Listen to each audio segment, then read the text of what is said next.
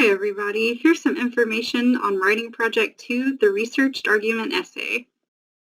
As always, we need to start this unit by breaking down this assignment and understanding it as a rhetorical situation, meaning we need to identify the genre, target audience, and purpose of this particular writing project. Writing Project 2 is a researched argument essay. The researched argument essay is a hybrid between a synthesis of ideas essay and a classical argument essay. In writing Project 1, you wrote towards an unfamiliar audience. In writing Project 2, you'll be writing to experts in your chosen field.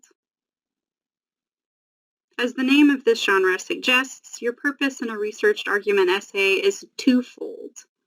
On one hand, you'll want to inform your target audience, and on the other hand, you'll want to simultaneously persuade your target audience of whatever your thesis is. In order to both inform and persuade your target audience, you're going to conduct secondary source research on a chosen issue, dilemma, problem, misunderstanding, etc., in an academic or professional field that interests you. So you have a little bit of creative freedom in choosing your topic. In order to complete Writing Project 2, you're going to complete a series of research and drafting scaffolding assignments, starting with brainstorming a field, topic, and issue of inquiry, creating a generative knowledge-making research question. After you've drafted a research question, you're going to get both your topic and the research question approved by me, so we're all on the same page moving forward. Then you're going to conduct secondary source research to create a research proposal, which is a fairly short scaffolding assignment. Based off of the information in your research proposal, you're going to create an outline and then complete the first draft of your Writing Project 2. That rough draft will go through a peer review, which we're going to continue to conduct through discussion boards. Based on peer review feedback, you're going to revise the rough draft of your essay, and then you're going to submit the final draft along with a reflective essay. You're going to need a minimum of 7 total sources.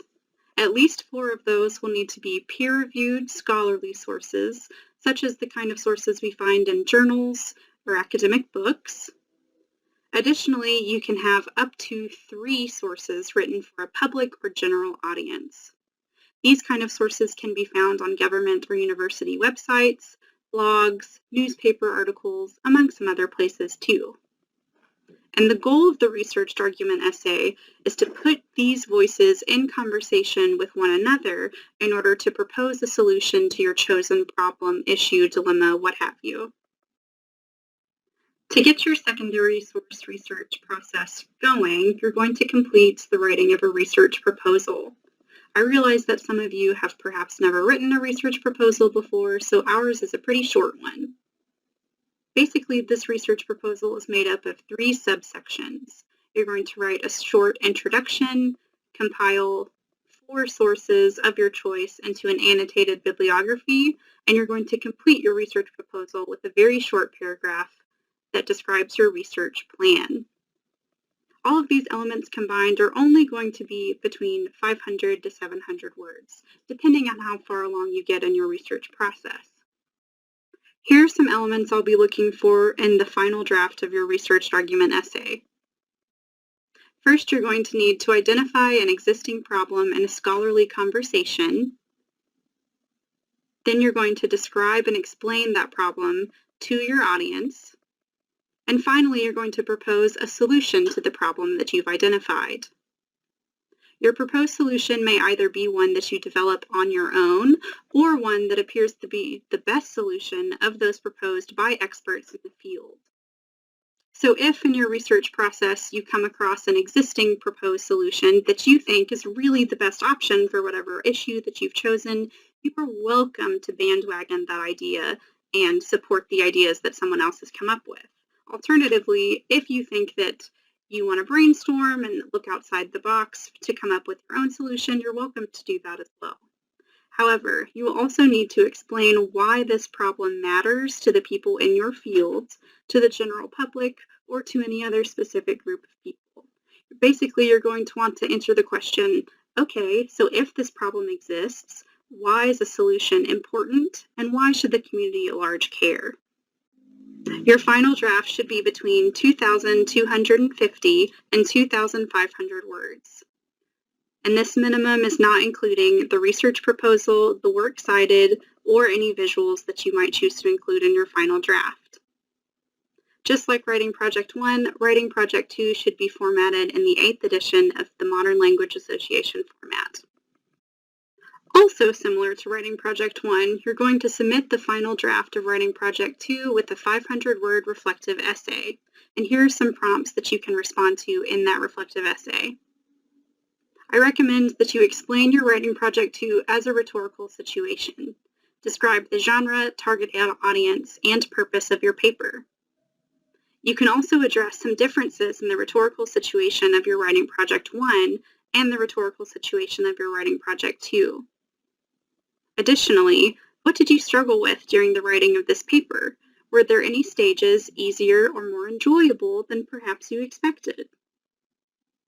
You can also speak a little bit about your Writing Project 2 writing process. For example, what did you do differently in the writing of Project 2 than in Writing Project 1, either in the making of your own rhetorical choices or in the researching, outline, or drafting processes. And you're also welcome to ruminate on what skills you've acquired or honed throughout the writing of this paper that you feel might be useful in other classes. There is a specific rubric that I've designed that's attached to the Writing Project 2 assignment sheet, and both of those elements are available through our Brightspace course site page. However, your work is going to be assessed according to the following criteria generally. I'm going to be looking for how well you satisfy the goals and purposes identified in the assignment description, your proposal, and in your reflective essay. I am going to make sure that you've included the minimum number of sources that you need. So remember, for Writing Project 2, you need at least 7. At least 4 of those 7 should be scholarly, peer-reviewed sources, and I recommend that you find those sources through the Purdue Library's databases or through Google Scholar. And remember that you can have no more of 3 non-academic sources. Non-academic sources meaning here that they are documents intended for the general or public audience. I'm also interested in the ways that you use this evidence in order to support the solution to your problem. Make sure that you're writing Project 2 with the needs and expectations of a familiar audience in mind. One of the ways that you can make sure you're catering to the needs and expectations of your target audience is through the organization, arrangement, and structure of your final draft. Make sure it's rhetorically effective for the people you want to read your paper.